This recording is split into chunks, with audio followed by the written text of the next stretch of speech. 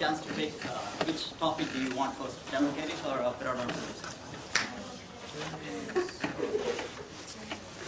You really don't care, right? Okay. Then we'll start with dental caries.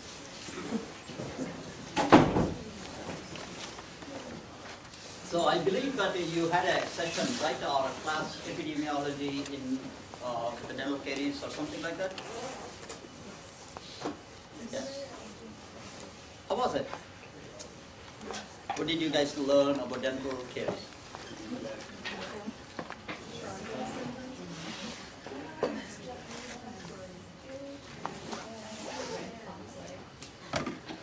I can't hear you. Carbohydrate fermentation. I can't hear you. One person can speak. I said carbohydrate fermentation. Oh, okay. Then? That's it? Okay.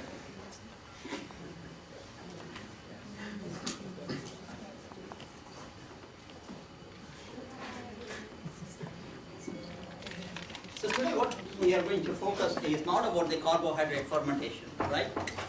We'll talk something else today. So we'll look at our radiographs and try to identify what are the different types of dental caries that you can see. So it could be interproximal, meaning to say that it's in between two teeth. How are you going to identify? Or there's some things that could mimic dental caries and then they're not actually dental caries. And then what are the common errors when we are trying to interpret dental caries, especially the occlusal ones, and radiographic appearance of facial and lingual caries, root caries, and also recurrent caries.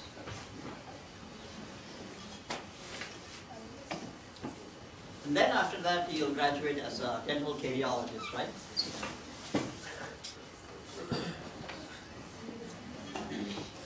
So basically, what is dental caries?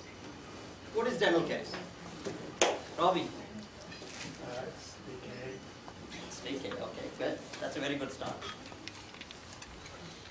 It looks like you came a little late. Huh?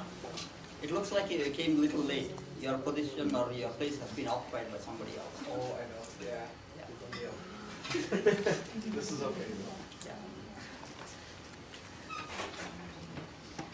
What else? For me. Yeah. Oh. It's the bacteria have to be acetogenic and acetogenic. Ooh, okay. You need a susceptible thing like your tooth, and then you need the fermentable carbohydrates. Yes. So, like a dental caries to happen, so you need to have three things, like susceptible tooth surface, right? And then carcinogenic or keriogenic bacteria, not carcinogenic, keriogenic bacteria. So, and then carbohydrates, especially sucrose. So only if these three things are happening in tandem, then there is a chance for dental caries. So if you look at this particular slide, number one, it generally talks about the tooth without any dental caries. The figure 2 there on the tooth is basically demineralization. And then the third one is enamel surface has broken down. And then fourth is filling has been made but demineralization has not stopped. So basically the dental caries is still continuing. And then, as you can see, number 5, it's a little more demineralization, and number 6 is tooth has completely fractured. So that's the process that's going to happen. So it's very rare that we are going to get a picture like this. So one picture, it displays everything.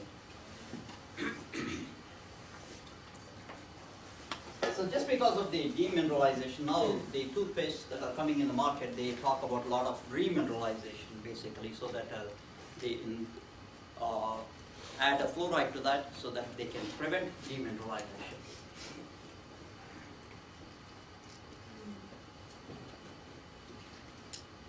what are the different types of dental caries that you are going to encounter? One is occlusal, so that is the occlusal surface that you are going to see, and proximal, so in between two teeth, and facial or lingual or root caries, or then the final one is recurrent dental caries.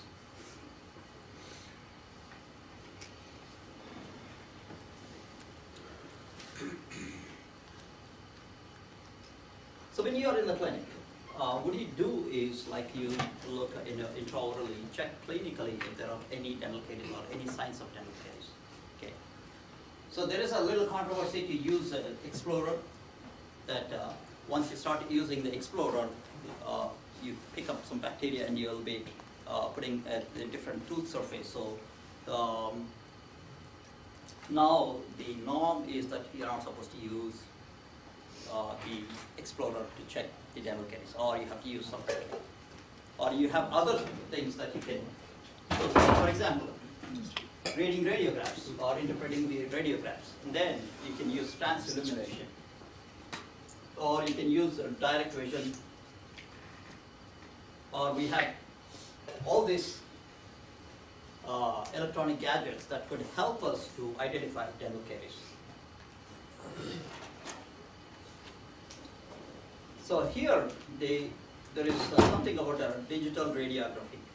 Why do you think it's very helpful with the digital radiography, or what you can get more information compared to the film?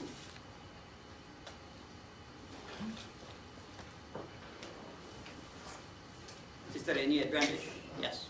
You can use different programs like change contrast, see a change in shades of gray on the digital. Wonderful. Very good, very good.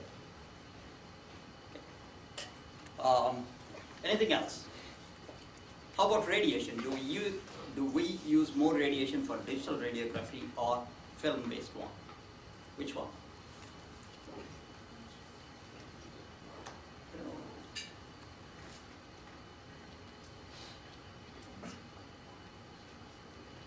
I think these are the questions that I should ask on the exam, right? Final exam? Without asking here.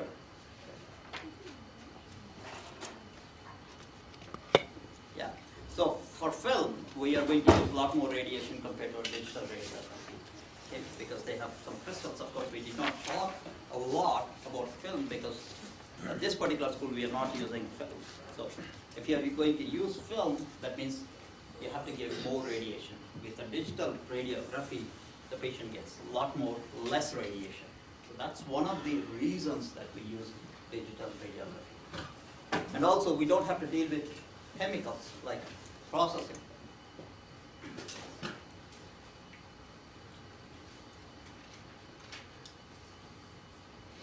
So there was an article a few years ago that dental caries was on a decline, but those people who are living under the poverty or low income, there was a surge in the dental caries.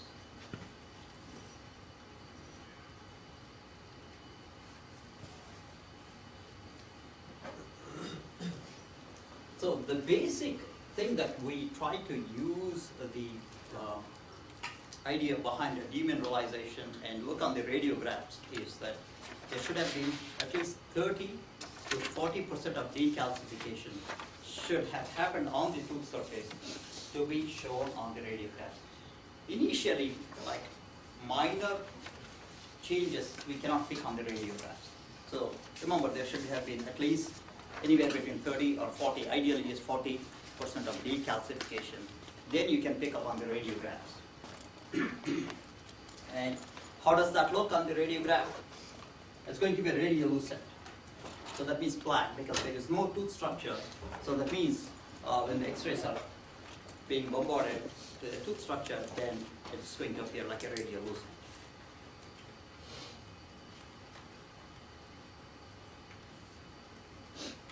So white wings, as we talked earlier, like in the very beginning of this semester, that white wings are ideal to check the interproximal dental caries. So if you're going to take board lesions, like class 2, the radiographs that you'll be most often taking are the white wings.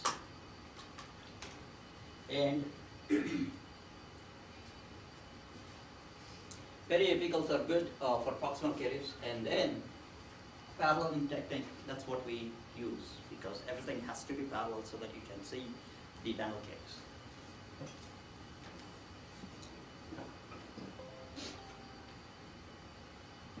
So how does this dental caries will appear on the radiographs? They could appear like a notch-like, or band-like, or thin line. Most commonly, they appear like a triangle shape. So this is what you should be looking for. The base is towards the enamel side, and the apex here is facing the dentin or pulp.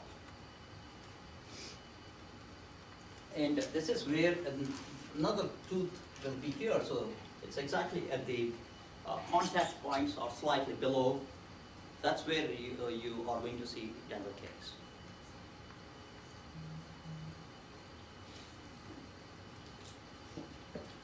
So these interproximal caries are further subdivided into incipient dental caries, and then moderate, advanced, and severe.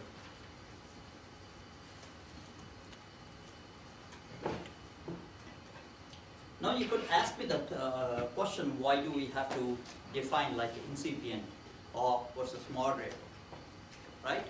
If you look at this particular example, incipient caries, it means it's less than half of the thickness of the enamel only. Like for example, here the arrows are pointing out.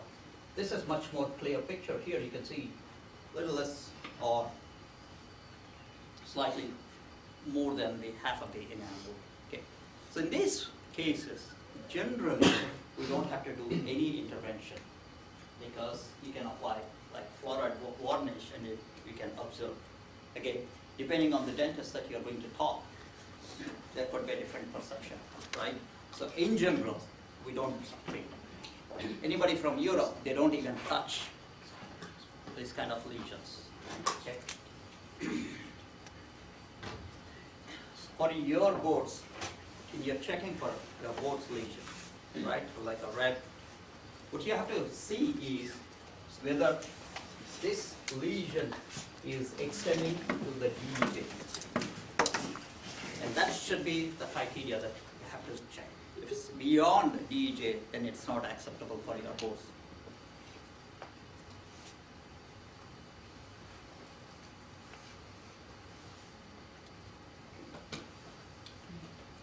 So moderate is basically, it means that it's more than half of the dental caries that is extending beyond half of the enamel.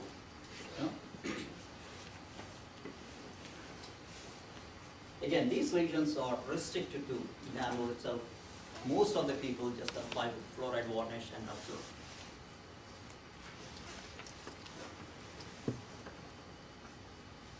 In case of advanced dental caries, it affects both the enamel as well as the dental.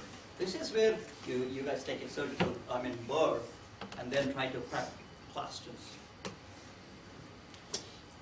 And it is extending here, even on the mesial surface or distal surface, MOD, the plaque.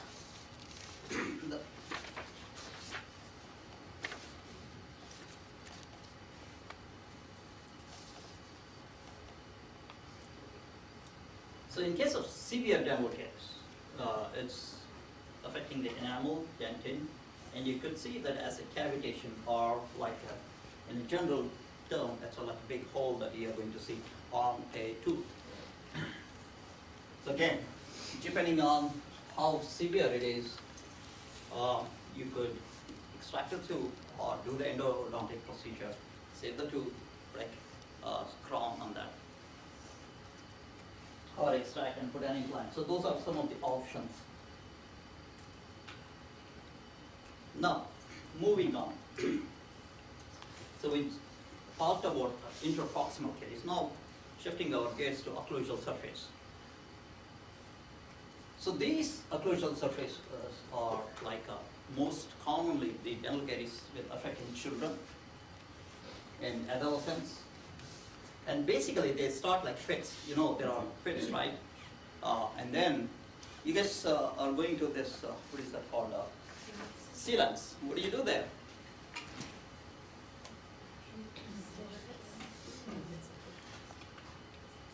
Seal the inclusive surface. Why? Why do you do that?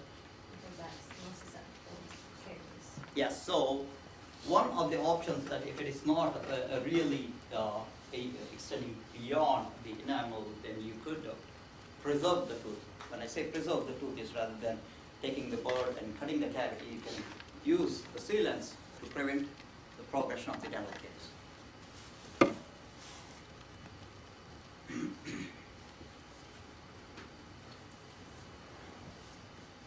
And this can be easily detected visually because it's on the occlusal surface. And the difference here is when you check the interproximal caries, the starting point was like a base, right? Here, the apex, that's because you're having, or you're seeing only the pits, and the dental caries is progressing. And you'll have a very wide base. That's the difference between occlusal caries versus the interproximal caries. As far as the presentation is concerned on radiographs. Incipient occlusal caries generally they are hard to find. You can use probe, again the explorer, to check. There is controversy whether to use probe or not. Most of the people say that we should not use probe. So check what they are currently using in the clinics.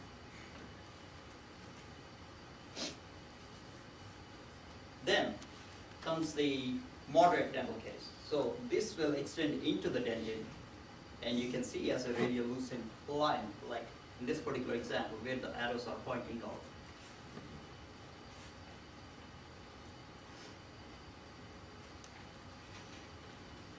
And this is severe form where it has extended beyond the dentin and into the palm.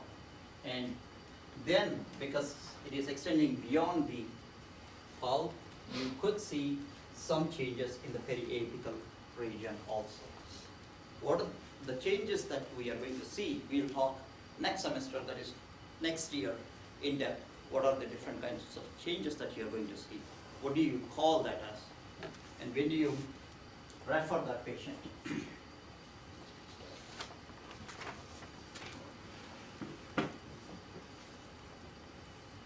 So,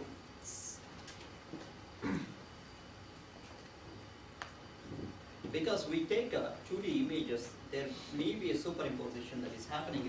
It's 2D is good if it is occlusal caries or if it is interproximal, but if it's on buccal or lingual, then we may have to use different techniques to identify whether it's on buccal or lingual.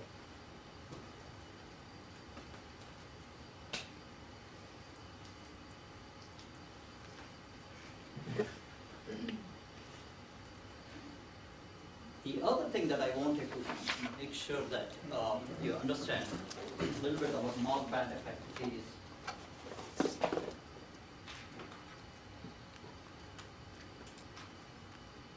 okay. So here we could use this as an example. This premolar, and here this premolar. You can see clearly the enamel, right? That's white or radiopaque. And next to that, you kind of see here a black line, right? And then there is a dentin. Our eyes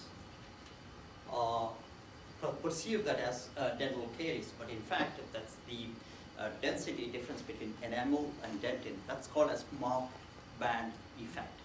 So that's not a dental caries. It's called as mouth band effect. So we could easily, or novice dental or dentist or dental student, they can get easily confused and start filling and billing the patient. So mouth band effect is not a dental caries. It's an illusional phenomenon. So there was a study that was done way back in 1990. 50% of all enamel lesions go undiagnosed. So there is always a controversy. So if you talk to a dentist, they say there is a dental caries. So if you talk to somebody else, they say, maybe, may not be. So there is always controversies associated with diagnosis of dental caries. And this was proven beyond the doubt. So when you go to the clinic, this is what you're going to see. Oh, there is no dental caries. There is dental caries. So there is always difference of opinion. Okay.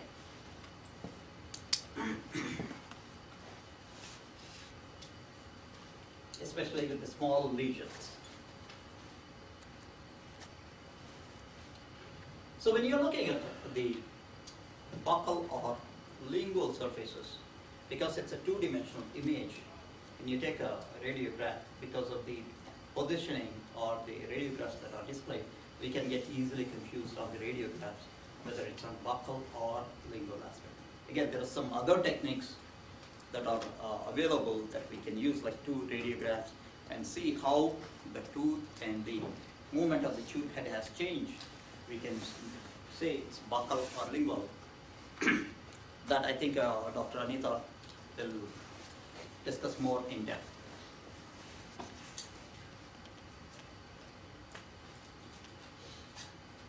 Now moving on with the root caries.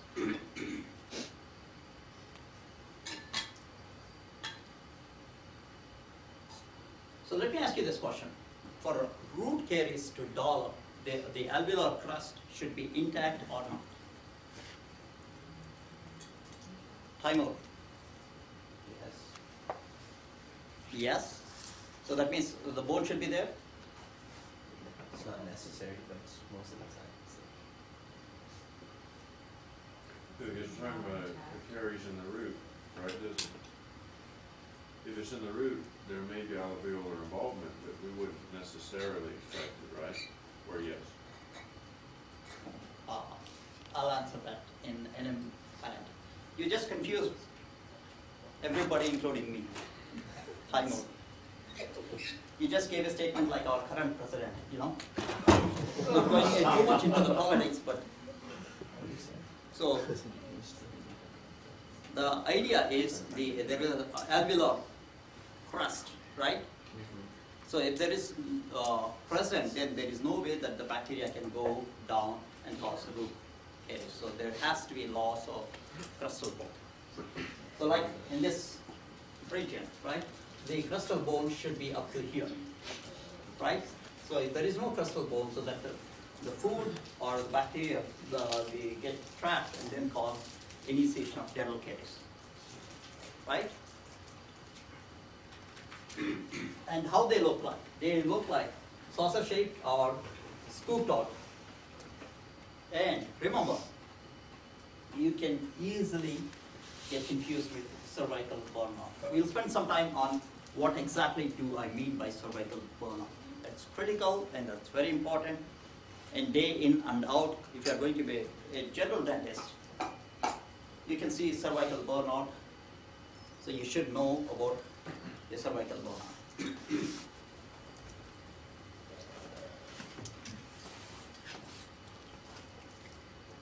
So recurrent caries. Oh, Brian, you had a question. Sorry, I didn't answer your question. I think you did. So if the impact is moving into the root, we are always going to see some alveolar involvement as well. No, there has to be loss of alveolar bone, and then the food gets trapped there and then leads to death. So if there is intact crustal bone, then there is no way that the food gets generally trapped. Makes sense? It could be like if there is a periodontal disease, then the food gets trapped, then alveolar bone loss, and then dental caries, both can happen. Can you get bone remodeling here after fix the case? And so, Can the bone come back? no, No. no. In dentistry, whatever you lose it. And then from there onwards, you can preserve whatever it is there. Unfortunately, no. So secondary or recurrent caries, we are going to see sometimes a caries lesion that is forming if there is a restoration. It could be because of micro leakage, or if you're not burnishing properly, if the margins are not correct, then it could lead to secondary or recurrent dental caries.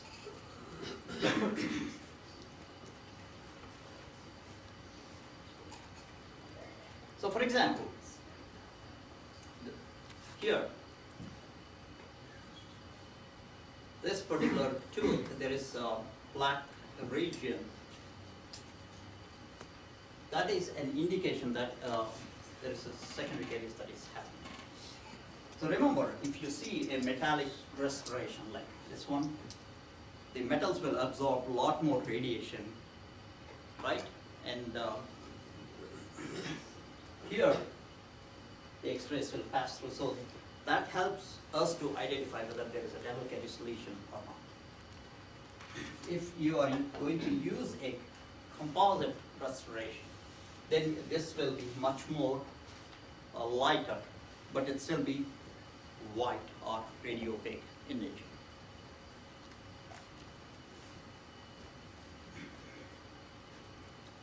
So what do you do in this particular case? Like here, this is almost touching the distal pulpal horn here. So that means we need to see what is happening at the apex, right? If there is any radiolucency at the apex. Depending on that, either you have to do root canal treatment or the pulpotomy, and then wait and watch. If a pulpotomy fails, then pulpectomy, then the whole endo procedure will start. Or extraction, putting a crown. So how does these recurrent caries will appear on radio tests? They could look like saucer shape or crescent shape, round or irregular shape. So here is one more example where you can see secondary caries or recurrent caries lesion.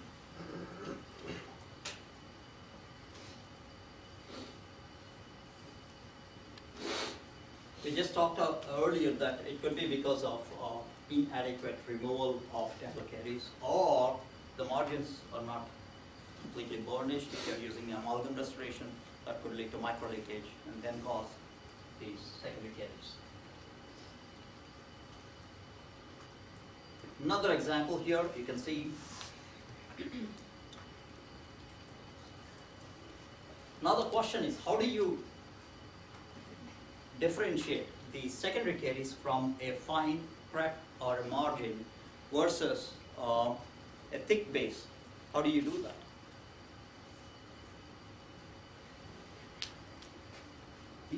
These images look really crappy, right?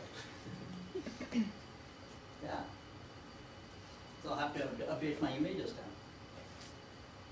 So this is a film-based image. So how do you differentiate a prep from secondary caries? How do you do that?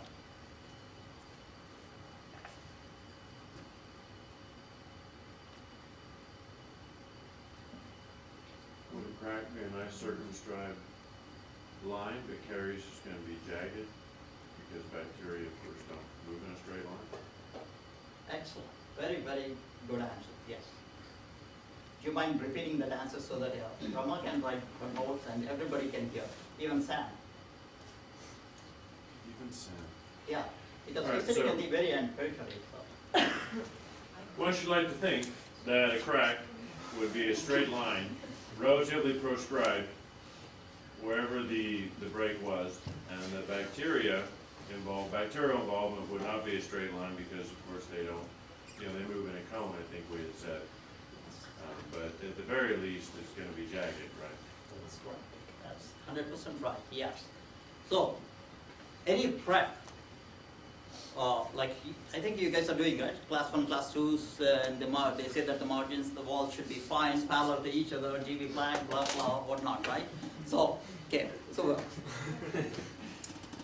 So one of the things that you look is the floor. When you're prepping the class 2, is the margin should be like parallel to the margin or something like that, right? So here, if the margin is parallel to the floor, then you can consider that it's not a dental caries. But if it's a kind of zigzag fashion, like Brian mentioned, then you have to think of dental caries. Sometimes they may use, like novice dental student, they may use huge base like this one, thick, right? Rather than 0.1 or 2 millimeters, that is what your preceptors say, that we have to put base. But sometimes if you use very thick base, it can get easily confused with the recurrent dental caries. So make sure that you understand before you put a board there.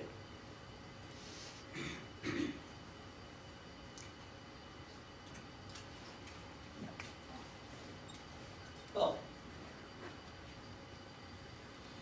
some of the things that we taught are thick base, gap between the prep and the margins, and mark band effect. And we'll go into the details, right? Sometimes looking at mice, we can get confused between those two things, right?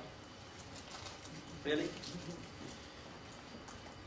So dental caries also we can get confused. So let's take a look, what are the things that we may get confused with. So as earlier I mentioned, a dark line that you're going to see between dentin and enamel, that's called as mark band effect.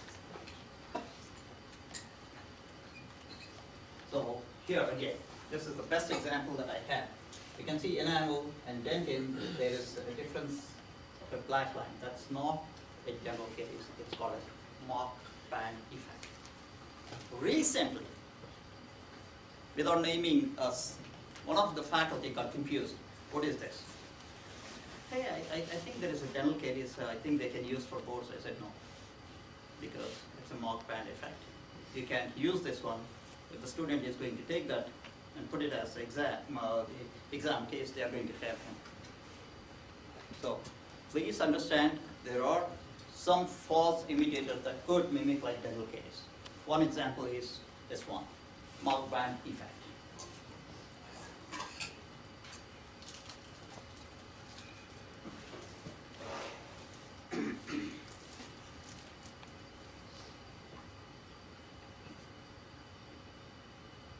So there was a study that was done in 2001. It clearly shows that dental students got confused between mark band effect and the dental caries. So there is a study to prove that. And now, what is a cervical burnout?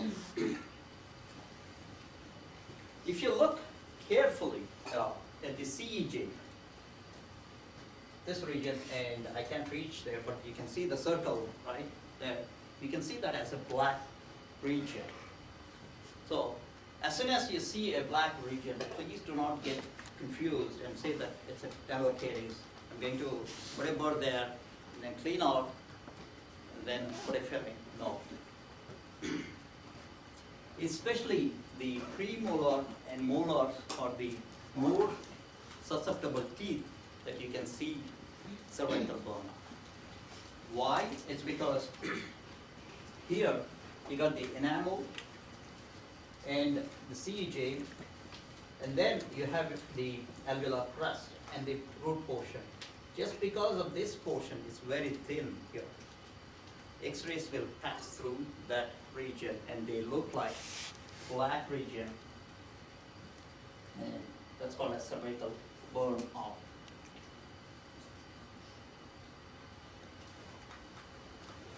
So how do you confirm that it's a cervical burnout versus a dental caries? So you could take one more radiograph. If you take one more radiograph, if the cervical burnout is not appearing on the second radiograph, you can think that it's not dental caries. So here is the best example that I could show. So here you can see, this is a cross-sectional view. You got a buccal part of the root and the lingual part of the root, right? So here, there is tooth structure is relatively less. So when there is a relatively less tooth structure, so that means the X-rays will pass through. And then when X-rays will pass through, then they will appear like a black area. Like here, this particular example. So this is not a class 2 cavity. This is cervical bone.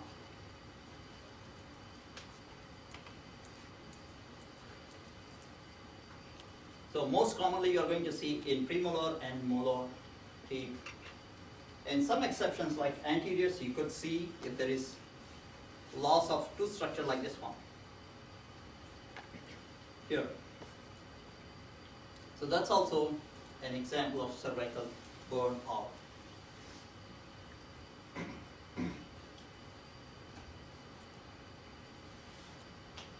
The other thing is like attrition. So basically, if there is a loss of tooth structure because of the grinding or if the patient is a bruxer, then there is a loss of tooth structure. And they look like, on the incidental surfaces, mostly like crescent-shaped structure.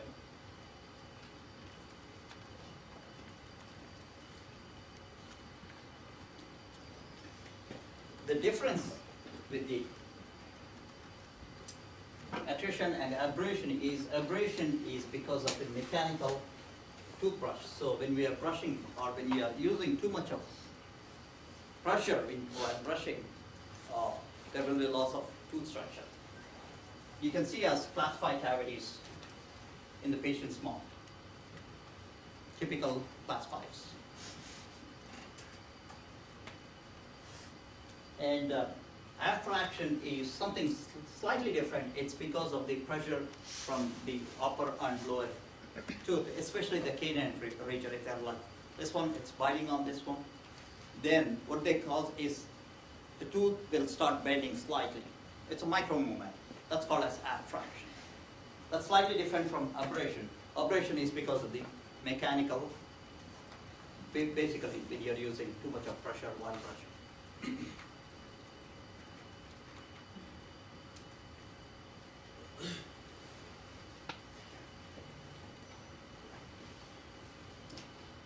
So if you take a pre-molar view, or more predominantly, you can see a line that is passing through like this region. That's because of the nasolabial fold. There is a fold here, especially when as we get older, the soft tissues start sagging. You can see more prominent. Please do not get confused that there is a fracture in that region. So that's the nasolabial fold. This is the one that I'm talking about.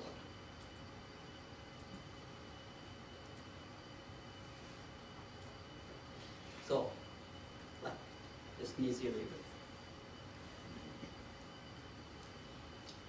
And those who are still using the films, so they put the films in to process. They have rollers, and occasionally you can see a kind of line here. So that's because it's pressing against the roller. The film is pressing against the roller. You can see as a dental caries or a line, black line. Here is one more example. Again, sometimes if the patients are not closing their lips properly, if they leave the lip, then we can also get confused with the lip line.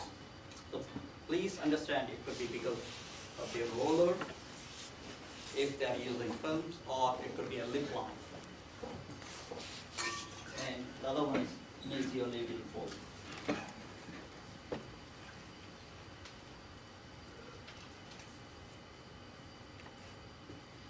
Sometimes because of some kind of trauma or some unknown reason, there may be loss of tooth structure within the pulp. We call that as internal tooth resorption. So generally, when you look at the tooth structure, like this particular tooth, let's take this as an example. So here you can see the pulp chamber here, and then it the pulp canal will follow a straight line like this, right? Pretty much. Sorry. Whereas here, if you see here, there is kind of little deviation.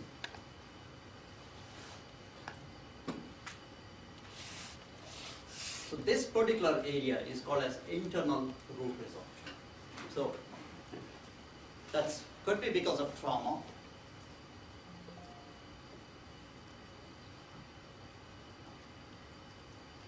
Or many other factors.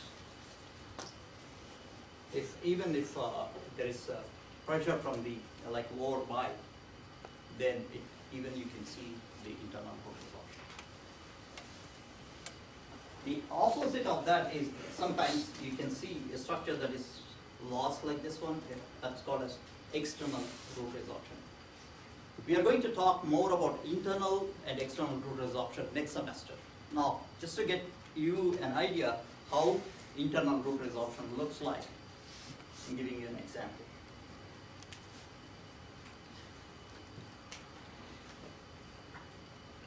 So here is an example. If you look at this tooth number 8 and 9, you can see clearly there is loss of tooth or root structure, right? So here is a clear example of external root resorption. Again, could be because of trauma, okay? Could be idiopathic, so that means we don't know the reason. Or it could be because of excessive orthodontic forces. Orthodontists may disagree with this, my point of view, that they say that it could be because of genetics.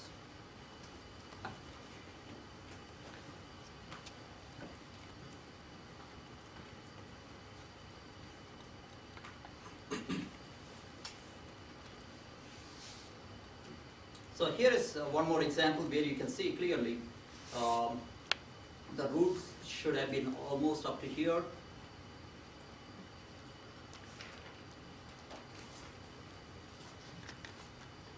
So here is an example about orthodontic forces.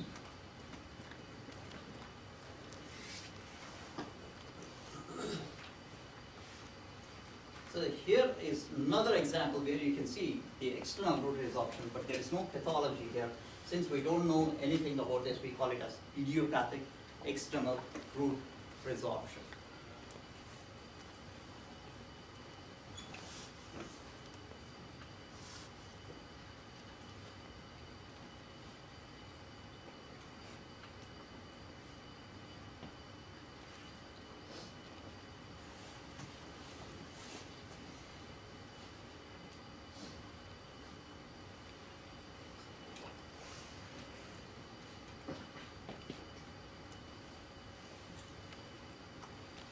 So we'll kind of take an exercise here to look and identify dental caries.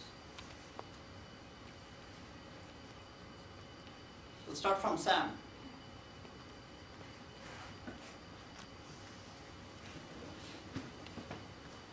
Can you identify dental caries on which tooth and which area, visual, distal, occlusal? On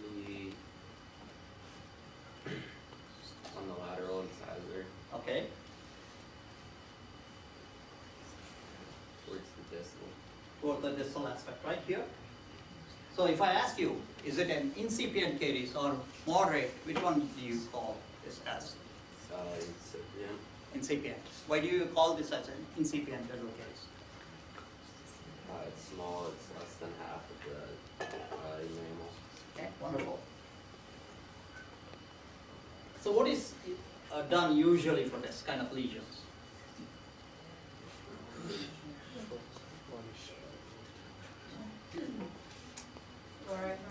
Yes. Very good. Thanks for helping your friend and me. Okay. How about this one? Robbie. Definitely underneath the secondary. Underneath secondary. decay, underneath the second premolar.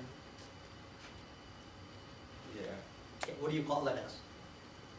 secondary decay. Also called as recurrent Recurrent. dental caries, right? Yes. Okay. What do you do as far as the treatment is concerned?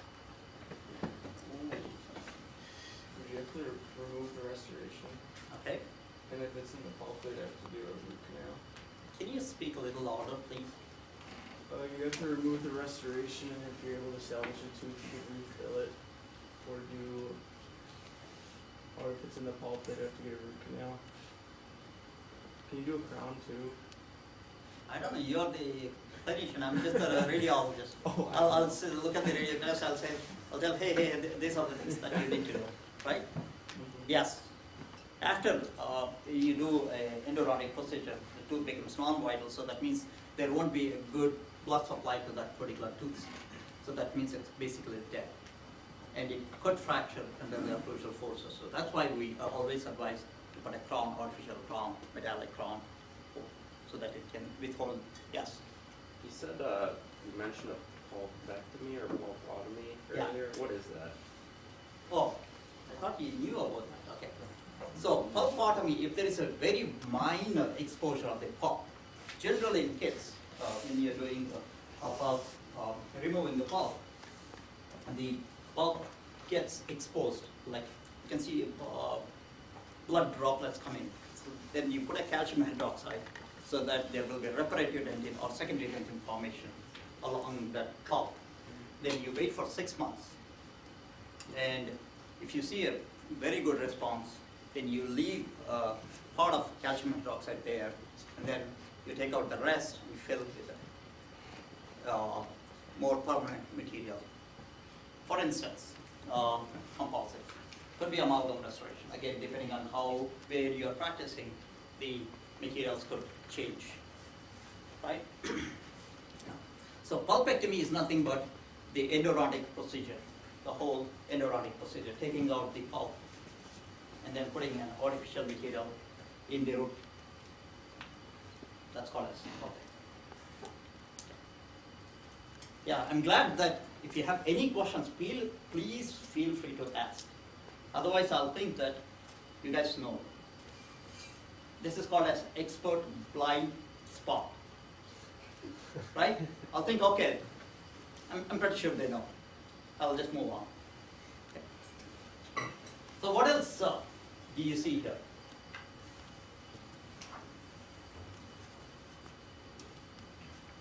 Setup. What's the name of the student that? Yeah, Danielle. Okay. What else do you see in this particular radiograph?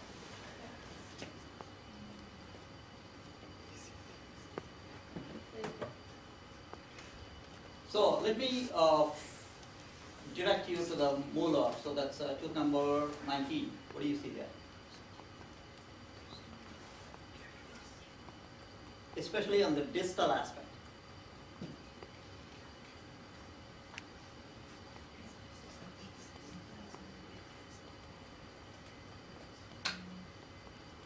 Yes, time over. There's that little overhang at the junction of the restoration and the tooth, the very back. Yeah, that. Oh gosh. You caught that very minor thing. What happened to the other tooth surface? Another tooth surface. You flipped the slide and asked me the question.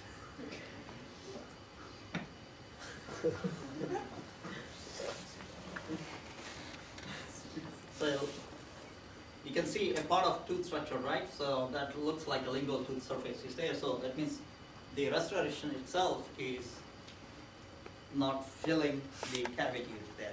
So short, right? Underfilled. And of course, you have very good eyes, like mine, 4.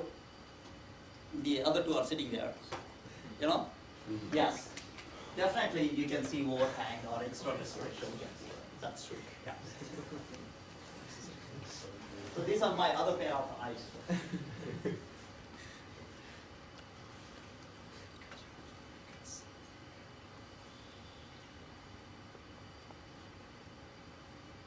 How about this one?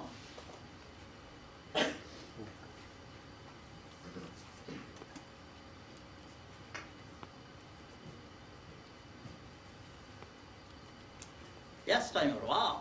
You are on roll. Okay, let's go. I'm not entirely sure, but is it that radiolucent spot in the premolar, like in the center? Is that little? Yeah, that. Yes. Yes. and the molar, of course. So what I understood have to do very fine surgical procedure. Then you can send that to time work. He has got a very good eye. Probably he'll do a better job, right? But he'll forget about the major lesions like this. Yes, Mr. Robbie. What's that big white thing? The big white thing that you are talking is this one, right?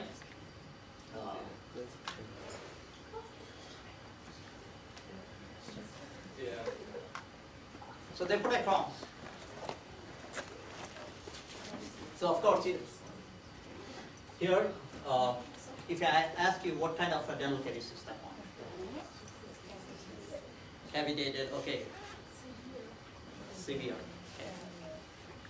How about this one?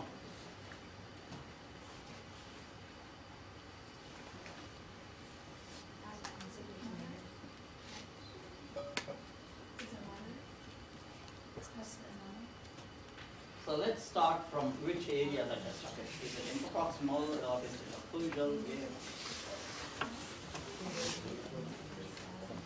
Can you be a little louder so that if you are mumbling, Rama will write something and she'll say that, and she'll pass on that information to the whole class, not just blaming her and just taking that as an exam. Okay? She does a fantastic job. So, and somebody will come and ask, on that particular day, at this particular minute, you said this.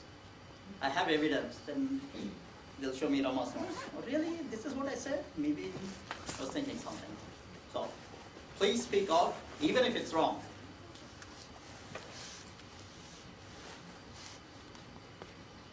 Nobody? Oh my God. Nobody wants to speak. Nisha? The occlusal, like the second premolar. Yes, occlusal, right? So again, remember, it's a two-dimensional image, right? So we may not appreciate the whole tooth or structure loss. So if it's like this or like this, then we can get skewed information.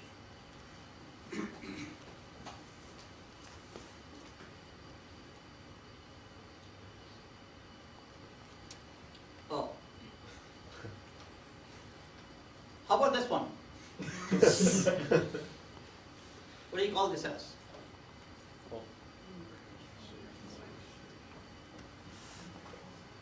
Okay, let me give you a choice.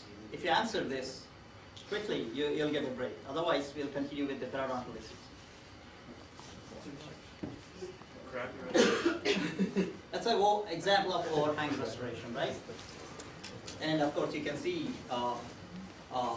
this one becomes a little difficult to answer because it's like a chicken or egg. Which came first? Because it could be a secondary caries, or from the interproximal region, it has extended to look like secondary caries or recurrent dental caries.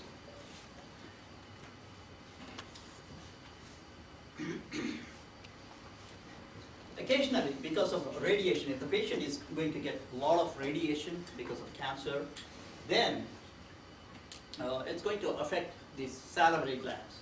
Thus, because of the less salivary flow, it could affect the tooth, and there will be carious lesions on almost all the teeth at the CEG region.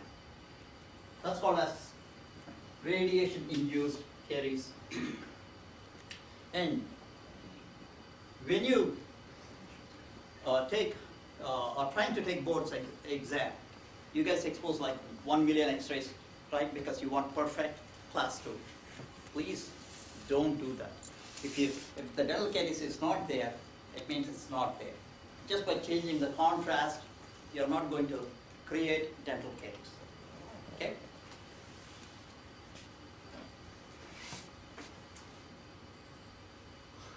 This is what is going to end up getting the patient. I like a Canadian system. They have very good OSCE system. They don't have to work on the patients, right? They can work on the platform and still prove that the dental students are competent enough.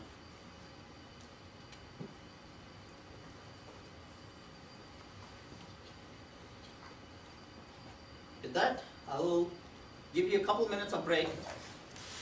Then we'll come back and discuss about periodontal disease classification. applications, it would help you guys to get trained. So I made that so next semester we will not be talking anything about dental caries in the lecture room, but we will be discussing in small group sessions. So moving on, what do you understand by a periodontal disease?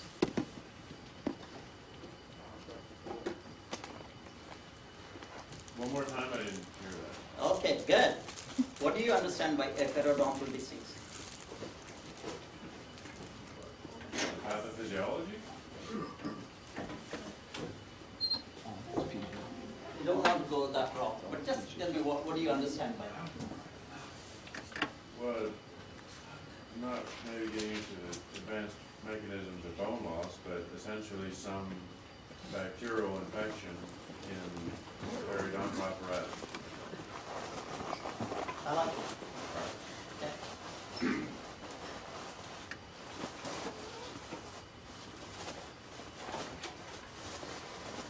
So, periodontal disease is an inflammatory condition that involves both soft tissue and hard tissue around the ear.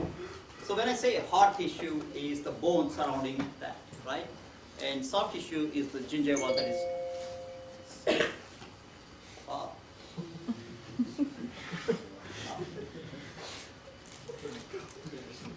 Somebody has got really an important thing. That's a notification from calendar, right? Yes. So, soft tissue is the gingiva that is covering the alveolar pore.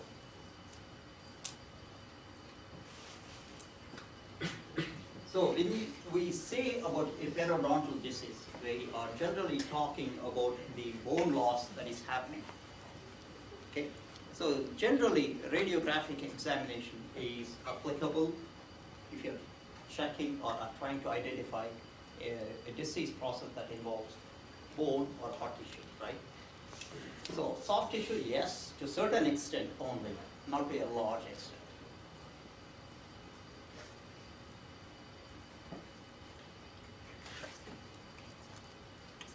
So for example, gingivitis is an example of soft tissue involvement. You can see it just as a shadow on the radiographs. So basically, you have to depend a lot more on clinical things rather than on the radiographs.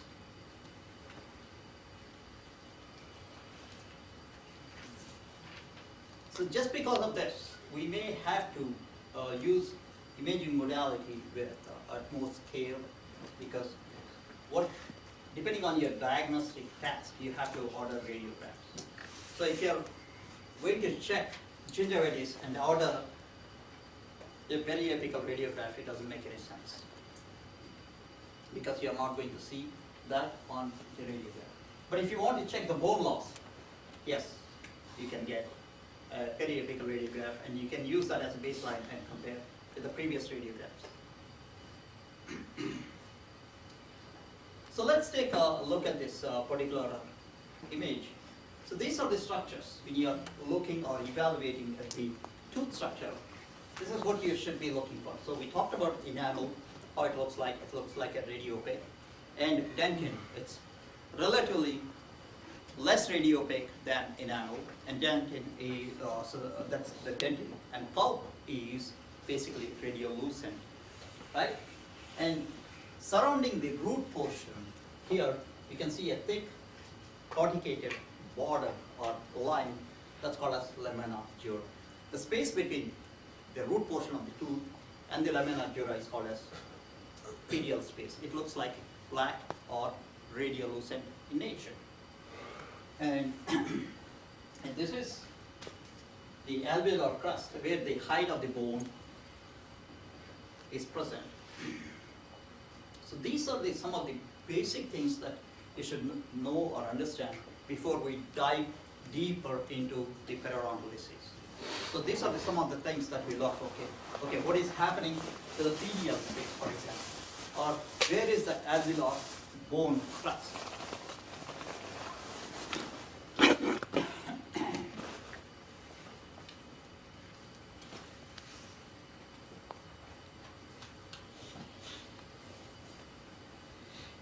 So what do you see between two basic differences between this particular radiograph and this one? What do you see? Just based on what I spoke, like last slide. Bone loss Where exactly is the bone loss? between the canine and first premolar. So when you compare, here there is the alveolar crest, you can see clearly there is some loss of bone structure, right? So how about this one?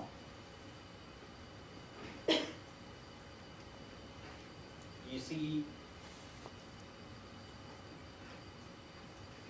any difference?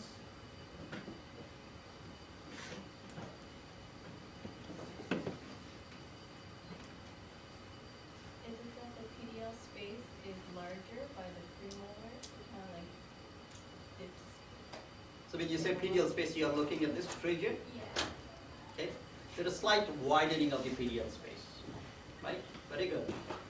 You are going to join the team of time mode.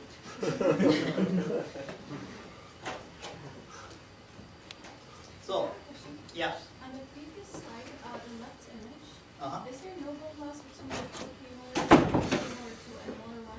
Because it seems like it's above the So basically, so this is pretty normal looking radiograph. When you compare this, you can clearly see here there is a bone loss here. So this is an example to demonstrate that there is a periodontal involvement. So you can't determine bone loss just by looking at where the bone level is compared to We'll go into the details. So just to give you a sense, like just to say there is a bone loss, and if you see a bone loss, this is an indication or a tell that there is some inflammatory condition that is happening, what we call it as periodontal disease. Okay?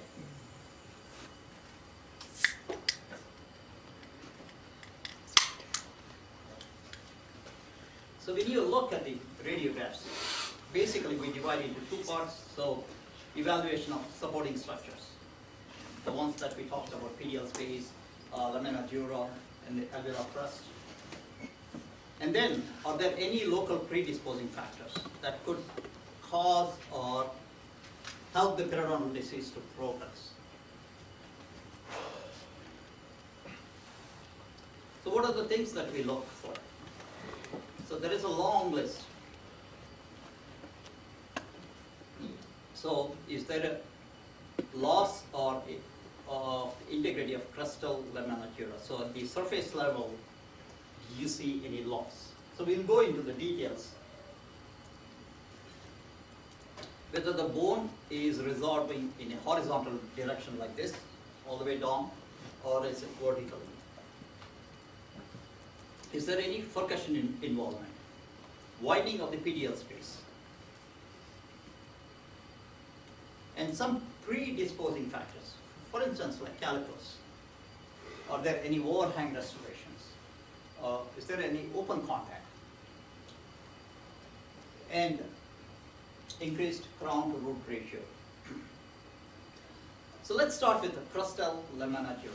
What exactly do I mean by it? It's a narrow corticated border. Do you know the meaning of cortication or corticated border? So, this is your next year's exam question, so I'm giving it up 1 year before. So, you can be well prepared for the corticated border, okay? So, here, there is a white line, right? This white line presentation is called as corticated border. So, what I mean by cortication is like if you measure here, say for instance, in this particular example, here it's like 2 millimeters. If you measure here, it's going to be 2 millimeters almost. So here it's going to be 2 millimeters. Here it's going to be 2 millimeters. So uniform thickness of radio-opaque region is called as cortication. So for certain disease processes, you'll have uniform cortication. Sometimes in other diseases, you'll have very wide margins. So how wide they are and whether they are corticated, we can distinguish those diseases. So basically, for now, if you see a white line here at the crustal bone, that's called as crustal lamina dura or crustal bone, and we try to see how far that is going from the CEJ. So this is normal looking crustal lamina dura.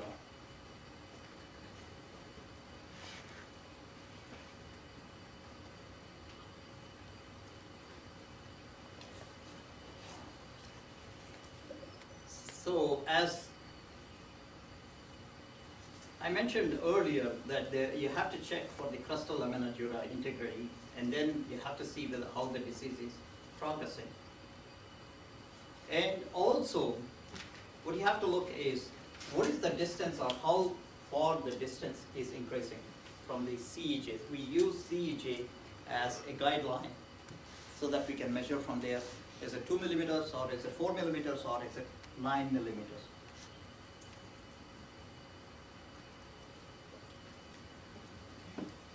So that's how we are going to measure. So if it's like within 2 millimeters, it is considered as a normal bone structure. There is no periodontal disease.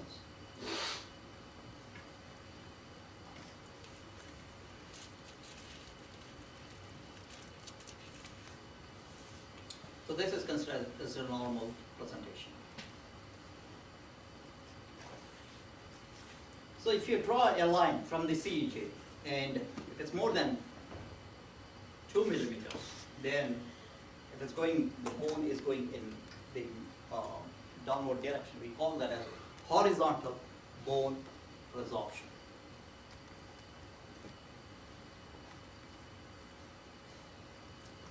Like here, this is a very good example to demonstrate normal presentation versus abnormal presentation.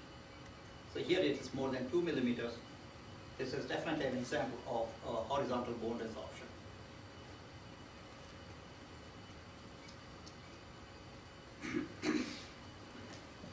So radiographically, we have to use some guideline to define the bone loss. So basically we divide the root portion into 3 parts, like upper 1/3, middle thirds, and lower 1/3 is, so if it is only the bone loss near upper 1/3 of the root portion, it's called as mild. The next one is moderate, and the following one is severe.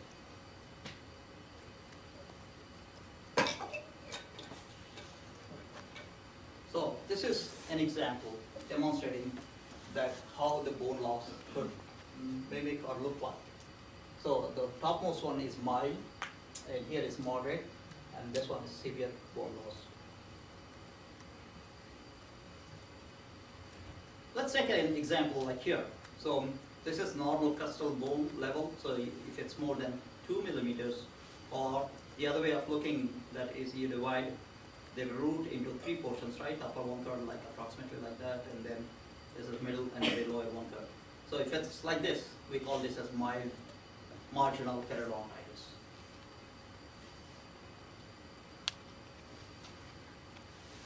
So here you can see clearly there is a bone loss happening in this particular region. And of course, you could see here also the bone level is more than 2 millimeters, right? And our timer may pick on this, right? There is overhang restoration. You're right. Yes, thank you.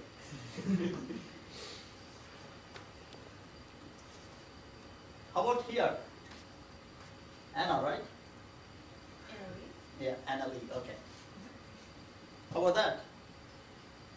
You think that this is overhang restoration here? Yes.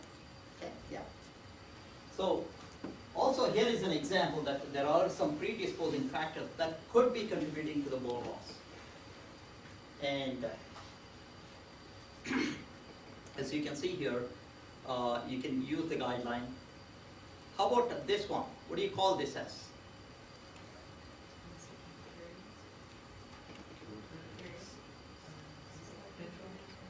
Those who said root caries, how many of you agree with that particular statement?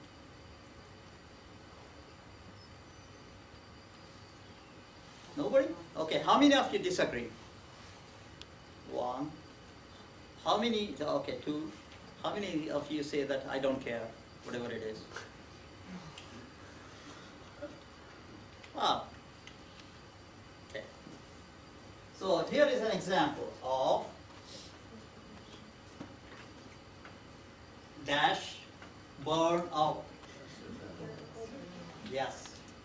Here is a clear example of cervical burnout. So please do not get confused with cervical burnout with root caries or interproximal caries, because that's where we can easily get confused. Make sense? So how do we differentiate? Who asked that question? Somebody wants to help? Taimur, do you want to help that answer? I have the same question. Oh my God. Brian? I actually do have the same question. That looks like, that looks like Caries to me. I think you retake the radiograph, and if you don't see this again, then it's. That's why you have become a good notes taker. Taimur, did you get the answer? I didn't hear. We have to retake the radiograph? You retake the radiograph, and if you don't see the black region again, then it's not caries. No, I understood that, but we only have one radiograph to work with in this scenario. Yes, in this particular scenario. So that's why you have to use educated guesses. So every time we see something that looks lesionous, we should retake the radiograph just to make sure? That's 2 radiographs per every,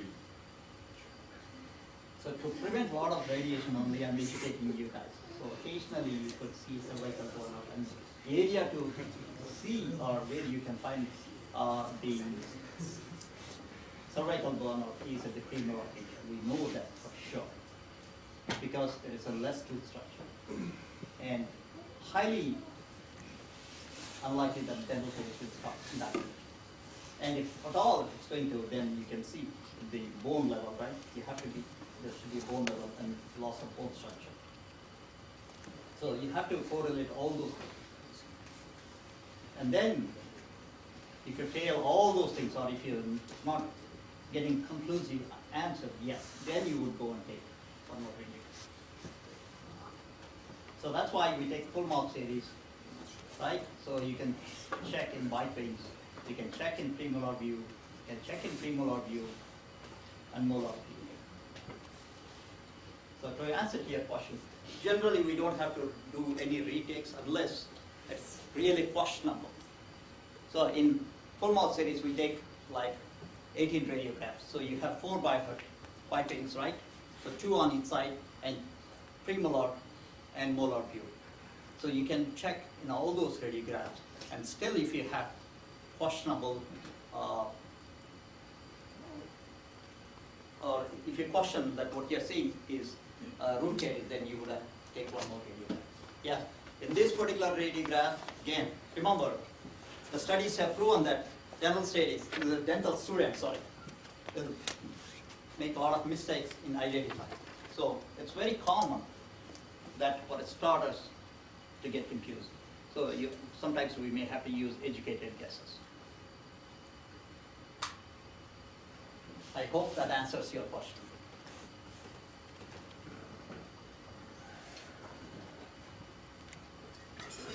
So here is another example where you can say moderate to severe periodontitis. So it's here the bone loss is middle third. And if you want to see on the radiograph, this is the best example that I had. So you can see that it's more than 1/3 of the root portion. Or also here, you don't see the bone. Again, here you have to take an educated guess and say, yeah, there is a bone loss, it's more than 1/3 of the root, then we would say it could be moderate or severe, because what is given to us, we have to base sometimes and give a diagnostic information. And also make a recommendation that, hey, these are not sufficient, so we need to take more radiographs, and then we have to decide depending on the radiographs that we get.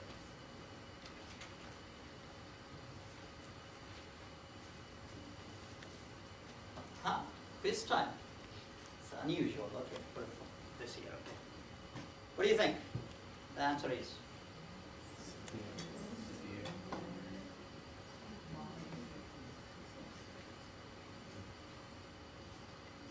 Loud and clear, please. Severe. Moderate. Those who said severe, I'm not going to agree with them. Those who said moderate, yes.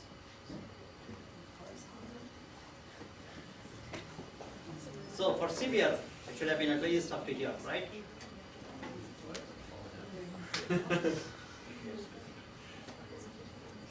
Now moving on.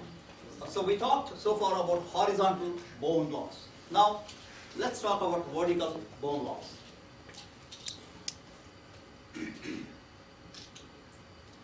So there may be instances where we could see a bone loss in a different fashion rather than regular horizontal fashion, like here and here. So here this is not following the parallel mode or loss of bone structure. So here you're seeing something like a scoop top. So that's called as the angular bone defect, also called as vertical bone loss.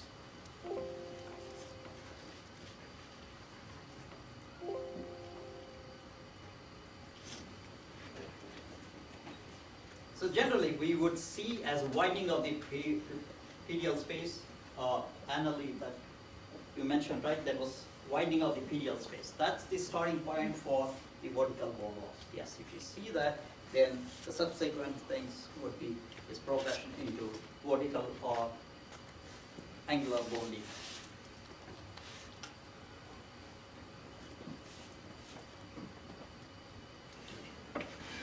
So here we can clearly see that we use a CEG for radiographic interpretation, and see, it's following the bone loss like this. We call it a horizontal. If it's in zigzag like this, we call it as angular or vertical bone loss.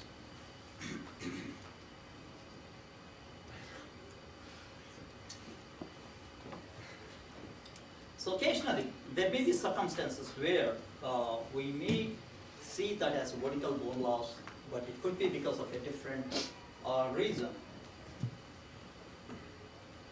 For example, if there is over eruption of the adjacent tooth or drifting of the adjacent tooth.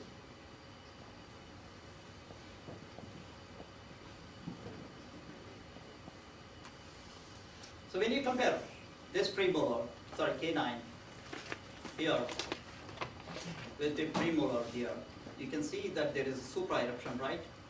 So then it's not following the vertical method anymore because the CEJ is skewed. Then you have to use CEJ as a mole on the line to see whether it's a horizontal or vertical bone loss. So here it becomes more like a horizontal bone loss rather than it's a vertical bone defect. Sorry, can you repeat that? If there's Yes. such an eruption, what happens? So imagine if there are two teeth, right? Like so imagine, so you have multiple teeth here. So imagine this is a lateral no. Let's say this is canine, and this is premolar, and this is premolar molar. Okay. So when you see here, this tooth is slightly over erected compared to this one. So in that scenario, the CEJ to CEJ, when you're measuring, it's skewed. It's not anymore parallel. So when you draw a line parallel connecting CEJ to CEJ, it's because of the supra eruption, you may have to draw it like a sloping down. And then when you measure the sloping down to the bone loss, it's not anymore vertical because the CEJ has changed. If it's like this, it's horizontal. It's like this, horizontal again. But if they're at the same level and then there is a defect, then we would call it as angular or vertical bone defect.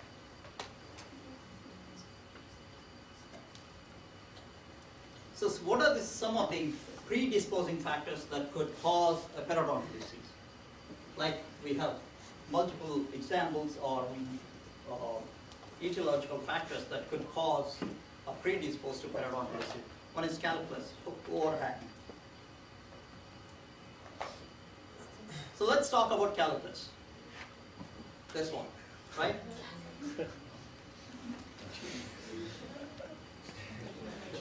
Fortunately, we don't have to deal with this, right? So calculus is a mineralized bacterial plaque that is attached to the tooth surface. That's all we need to know. So it's a mineralized structure, right? So on the radiographs, it appears like a radiopaque entity.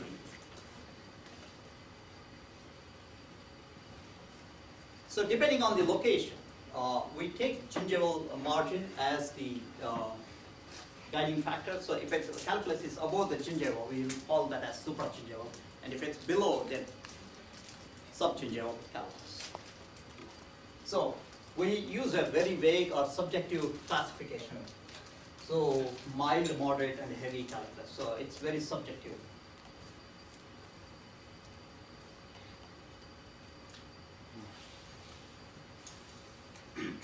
Subgingival calculus, remember, they look like a triangle shape, like this.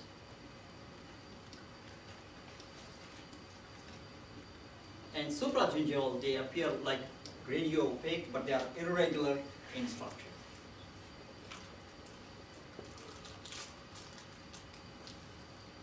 So one of the reasons for the periodontal is if there is an open contact, then the food may get trapped, and then it could lead to periodontal disease. Or if there is already periodontal disease, then it can further progress or help in causing more bone defect. So here is an example, right? So food gets trapped, and here you're seeing an angular bone defect.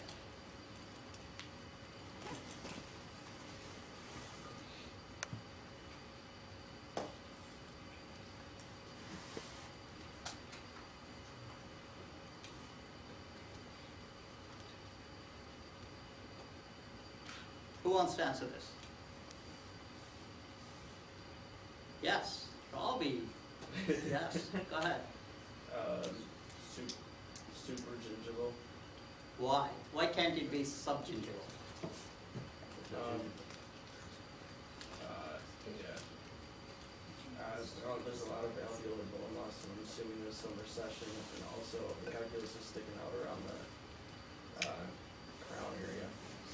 CDJ, sorry. Hey, they can't see you. I have to tell. I talk with my hands a lot. Okay. This part. So somebody wants to help Robbie? There's a CJ. Still somebody wants to help Robbie? Major process. Can you improvise on it?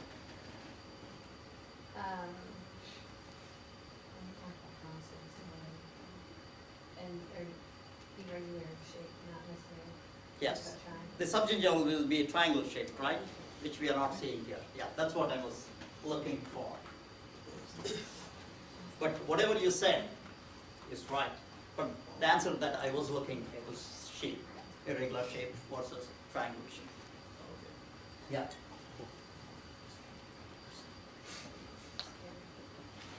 So overhang restoration. So if somebody is hanging here, we can go and help them, right?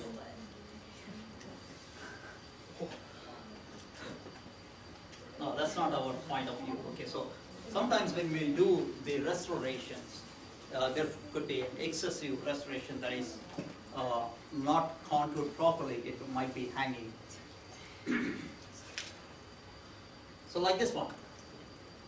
So this will create a pathway for food impaction and later on cause the periodontal defect in that region. So some more examples like here. This is not contoured properly. You can see the portion of restorative material. So this could also create the plaque formation and then later on into periodontal disease. Sometimes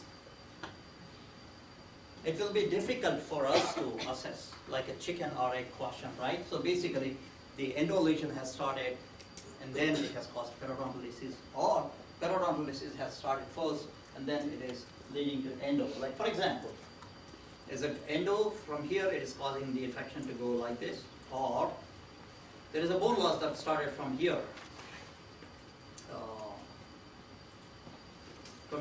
And it's causing the endo lesion. So that's kind of a little tricky. So I'm not going to get involved in endo-perio or perio-endo relationship, but I'll say that it could be one of the reasons that could cause a periodontal disease.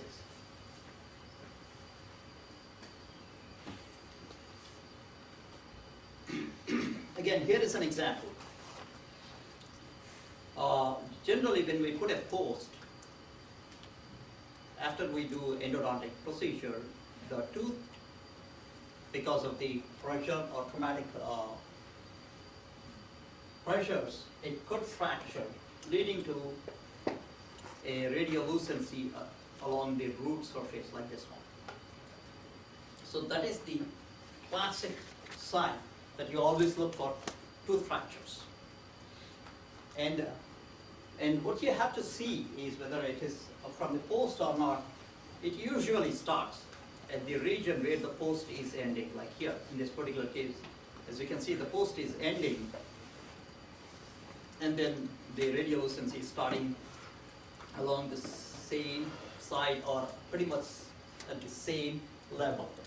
So you can clearly think that it's because of the fractured tooth, the radiolucency. Now in this case, not much of the option is there, so you may have to extract the tooth. Again, here is an example of endo-perio relationship. So they probably tested vitality, and then they thought it was necrotic. So here is an example that the infection is going like this. So endo-perio relationship.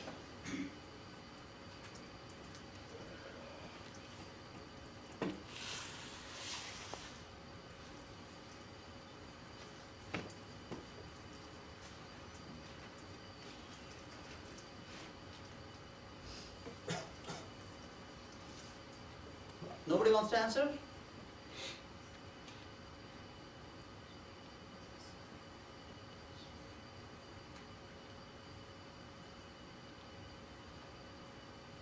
Yeah, time more. Is it subdivision? Because it looks like a little triangle. You got the concept. Yes, very good. Thank you. You point out this triangle.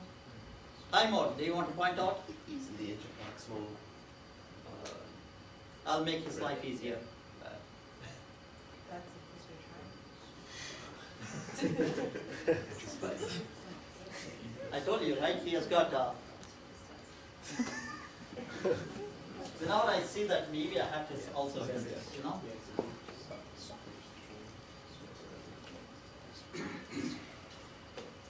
Okay, moving on with the occlusal trauma. Occlusal trauma also could cause some changes in the periodontia.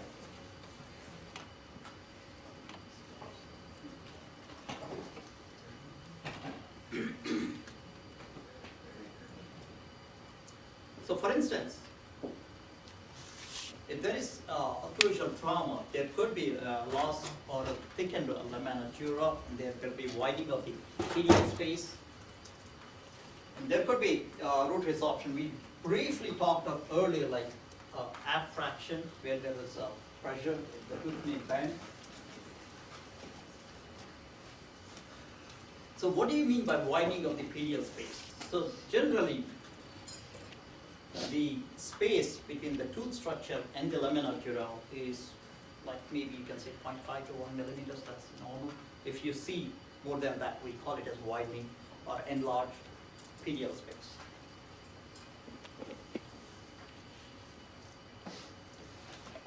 So this is how a normal looking lamina dura and the pedial space will look like. So this radiolucent region is the pedial space that I'm talking about. So here you can clearly see there is widening. You can see here there is widened pedial and also widening of the pedial space. You can also see widening. That's more than 1 millimeter. So if you see something like this, so that means you have to think of many disease possibilities, including occlusal trauma being one of them.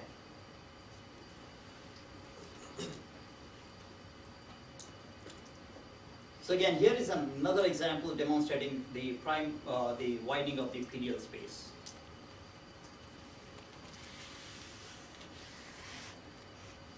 So if the trauma is severe, then it could cause tooth fracture, first abtraction and then tooth fracture, and then there could be a extrusion or avulsion, and also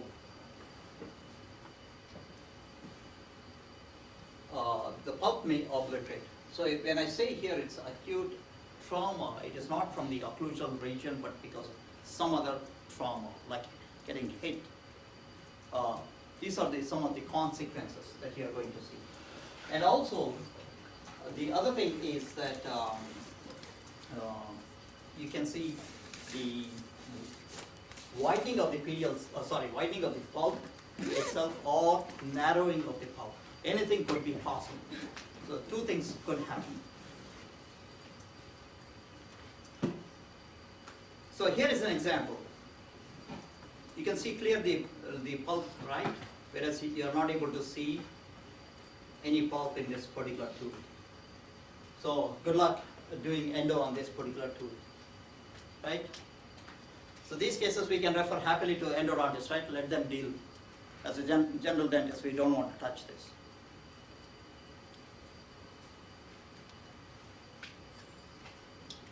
So what are some other causes of widening of the pedial space? There could be a jaw or dental infection, scleroderma, hyperparathyroidism, and some malignant lesions. We may have some examples, let's see. Scleroderma, it's basically a connective tissue disorder. What is going to happen in scleroderma is, like here, if you look at me, the soft tissue here on my skin, you can easily pull, right? In scleroderma, because of the disorder with the connective tissue, this becomes really rigid. So, when it is rigid, what is going to happen is, especially in the angle of the mandible, there will be erosion along the angle of the mandible. And also, clinically, on radiographs, what you're going to see is very, very thick lamina dura and very widened pedial space on almost all the teeth.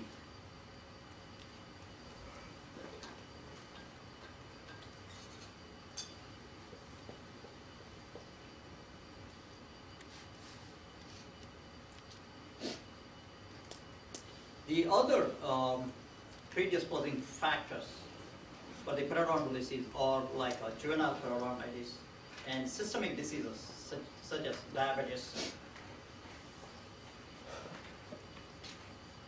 And also, Langerhans cell histiocytosis. This Langerhans cell histiocytosis and Burkitt's lymphoma, when we talk about pathology, I'll go into the details and how you can differentiate the periodontal disease with this one.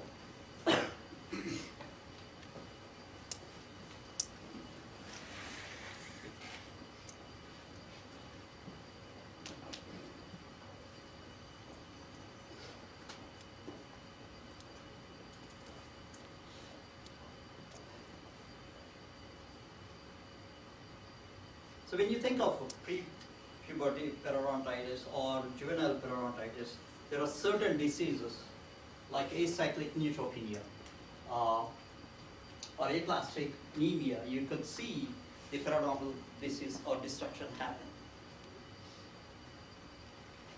Again, that's more of a systemic condition rather than it's a localized periodontal disease. These ones definitely we'll talk next year. I think Dr. Ivan Stoyanov should be covering this next semester.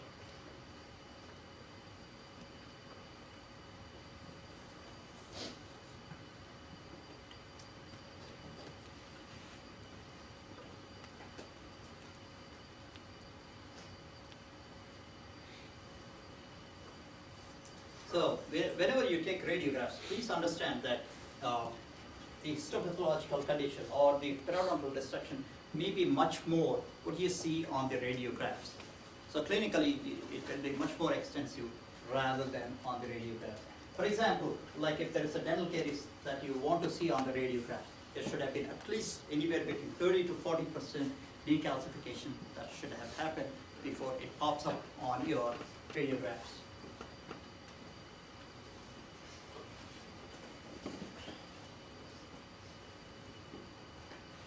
So for evaluation of periodontal, we usually order the full mouth series.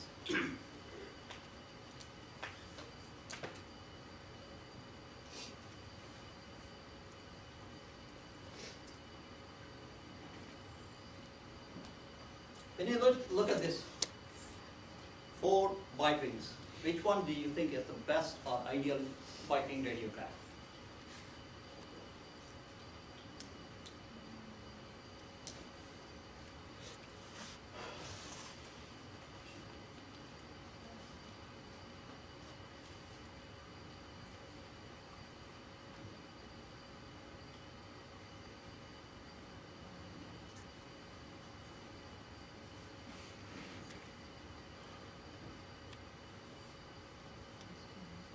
Yes, someone? I'm not sure, but I think it's maybe bottom left. There's some overlap, but it's only enamel overlap. Bottom left. So I would imagine this one. No? My one. Okay. So this one. Okay. Rama thinks that's the ideal. And why do you think that's the ideal? There's open contact, it's horizontal or parallel to the occlusal plane. There's minimal overlap. There's overlap over enamel only, not dentin. Okay. How about here?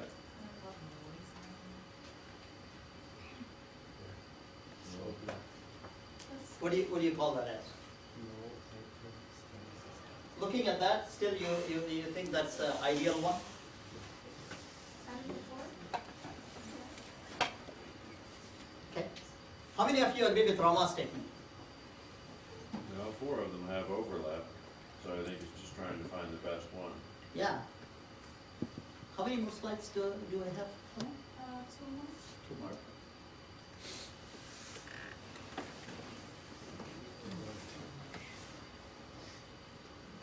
So, what if I ask this same exact question on your exam? Just think. Yes. What did you have to distinguish if it was a premolar view or a molar view? I don't know. You have to be answering that question. Because the top left one is the only one that has all the qualifications for premolar view, Okay. even though it does have overlap.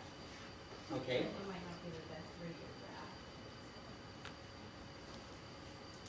So, to help you a little more, since we are talking about periodontal disease, so do you think anything changes by if I say that I want to diagnose periodontal disease? Yes. Yes. It becomes more important that you get more alveolar bone in the Yes. So, one of the things that I would look if I'm checking for periodontal disease is equal amount of bone distribution here and here. Do I see that? No. So, if I'm checking for dental caries, the issue becomes a different thing. Open contacts. So, as Rama mentioned, if I'm looking for periodontal disease, this is the ideal radiograph.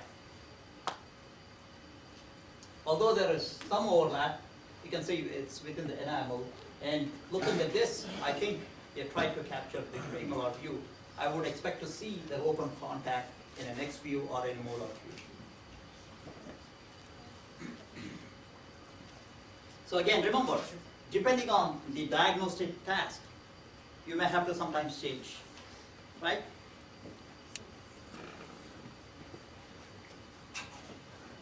What kind of radiographs are this? Beyond that. Vertical white rings, right? Yes. So why do you think, or when do you think we order vertical white rings? we want to see if there is some bone loss, and if you want to check what kind of bone loss, then we would order vertical bite rates. So here is an example of vertical bite rates. Any other questions, guys?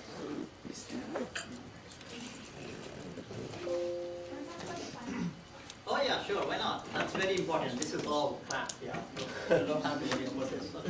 Okay, what do you want to talk? I think you had 30 questions, right, for midterm?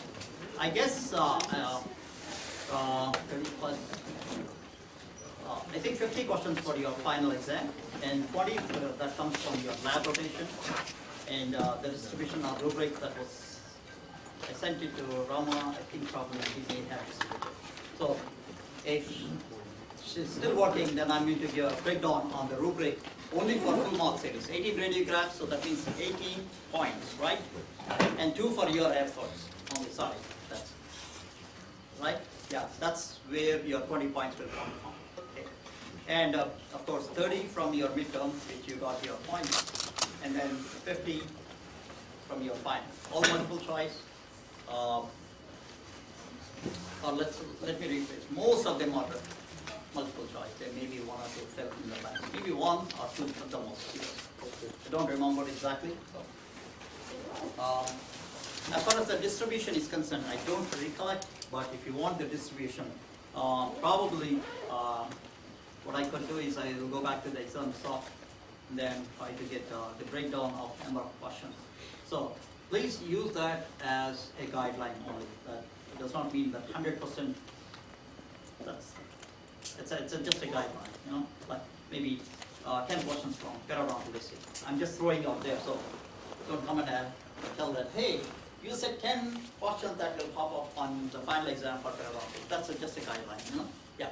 And it's cumulative, so material that was on the Yes, exam? yes, yes.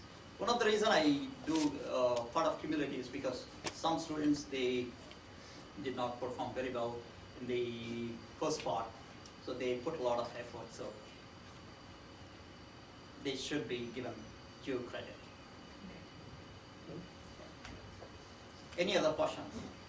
Is there going to be more questions from material after the midterm, or? As I briefly mentioned, I don't recollect the questions, so but I can give you the breakdown.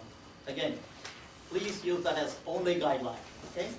Or let me rephrase it, recommendation. Okay? Employees must wash hands. That kind of guideline. Good luck, guys. I'll see you next week, right? For the